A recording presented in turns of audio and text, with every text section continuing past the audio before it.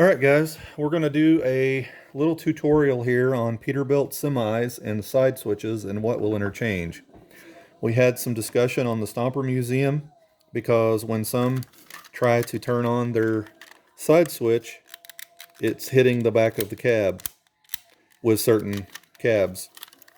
So this is the factory side switch, and it's a little tight getting them in there. As you can see, the screw hole is lined up. That's in on position right there. So that's the factory, and it works fine. So let's take variation 1 off of there and go to variation 2. Now before I try it, I'm going to show you some of the differences here, or some of the similarities here in these two cabs. If you notice on the sleeper, the little window and the handles are in the same locations. Basically, these look like identical cabs. Both are Peterbilt. One's orange, one's red. So let's go ahead and try this one that came with a switch on the bottom on a side switch, just to see if we can rule out what we're having problems with here. All right, screw hole is lined up. Will not go into on position. It hits. Now let me show you what's hitting here. It's not the sleeper that's the problem.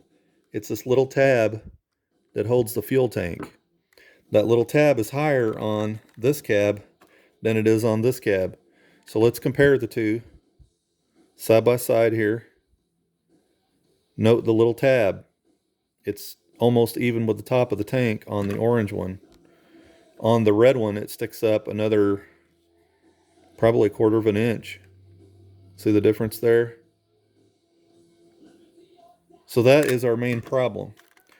Now, the third variation that I've shown on there before, not only is the color just a hair off, it could be fading or aging, but if you notice on the sleepers, they're different designs. Little window up here and the handles are over here, things like that. Another thing you might notice, the tab's lower there, tab's higher on that one. So variation 3 also came on a bottom switch. Let's go ahead and try it. Like I said, I'm just trying to rule some of this out because there's all sorts of theories going on. Clicked right in. It barely touches that tab, but it does go into the on position. So here's the irony of the whole thing. This style of sleeper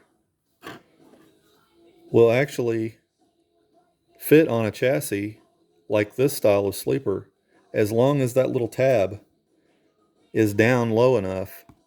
They will interchange, and that is something that could be ground off for customs applications. I wouldn't destroy a nice original, but as you can see here, get them side by side and lined up. If you look at that little tab that the gas tank holds to, one of them is up about 1/4 of an inch and the other's about 1/8 of an inch maybe. So that's the issue. The sleepers appear to be the same exact width. I can't see any difference there at all. And if the sleeper is wider, it's going to throw off the location of this. So it has to be the same size. I know in the pictures it looked different, but I think it's just cosmetics and the angles and stuff like that. So I think all three sleepers are the same in width. So to recap, this tab right here, that's the problem. If you have that tab sticking up, even with the bottom of that handle, it's not going to go on a side switch because that side switch needs that clearance. So to me, that seems to be our telltale sign. It's not the sleeper itself. Line that up with the screw hole, will not go down. If you did decide to modify, you could probably trim that off. There's actually a little line there, and if you trim that off, it'll fit. I'm not sure if it'll end up damaging anything else, and hopefully if you ever sell them, you'll tell people in the future that you've modified it. But anyway, I think that concludes this tutorial. so that we can kind of put that to bed. Obviously, we have a couple different issues going on. We have the same Peterbilt semi with different sleeper designs. The little windows are in different places, but we also have the little tab for the fuel tanks is in a different spot on those. So I'm assuming it's a change through the years. You know, one year it had one style, the next year they made some modifications or whatever, and then eventually landed into the side switch with roof light design.